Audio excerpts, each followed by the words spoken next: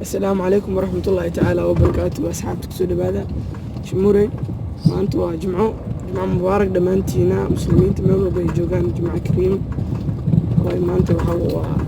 بس كسور وريقة إن شاء الله تعالى إلى سعودة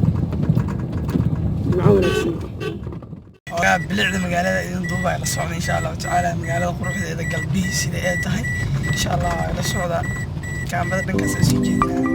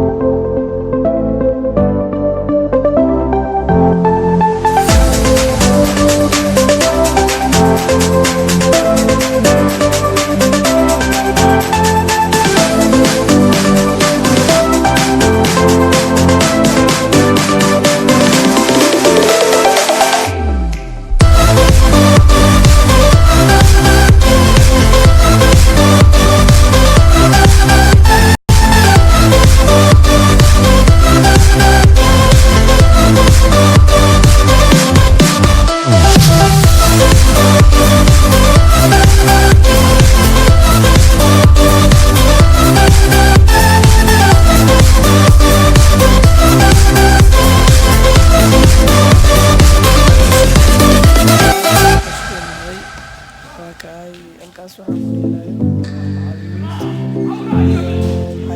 maamulayaashii ku dhiilayaan kubad waliba mar wuu fiican yahay in la baashaalo oo dhiid la iska keeno laakiin in la iswada raaciyo waxaa waaye ma fiicno marka waxaa waaye jaamacadda waa kana in soo duubi doonaa iyadoo dhammaystiran insha allahu tacaala waa kaa mahadsantihiin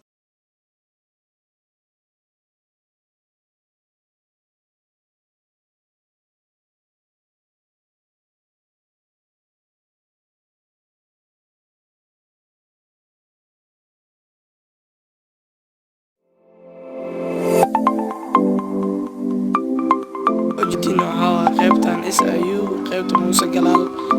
نصر الدين موسى جلال موسى حاج إسماعيل جلال شغال بقول الله تنكي كل شغال بقول جدتنكي كدي كده تقولي تيجي سلوف عشان يوم يعباك وقت موسى حلكي كل قد بناي موسى حاج إسماعيل جلال باعنا على استباحة أو ليس ومالي توجهت كيسة دل كيسة iyo diintiisaba wuxuu aad uga soo horjeeday dhaqamada xunxun iyo afkaarta shisheeyaha ee ku marin hawaabinayaan ummadda Soomaaliyeed Muuse Galaal waxa uu ku dhashay cayn ka tirsan gobolka Togdheer inkastoo aan ilaahayn taariikhda saxda ah ee uu dhashay haddana dad Soomaali iyo ajnabi isugu jira oo taariikhda wax ka qoray waxay sheegeen inuu dhashay sanadkii 1920 wuxuu ku soo barbaaray miyiga gobolka Togdheer halkaas oo ku soo bartay Qur'aanka iyo dhaqanka suuban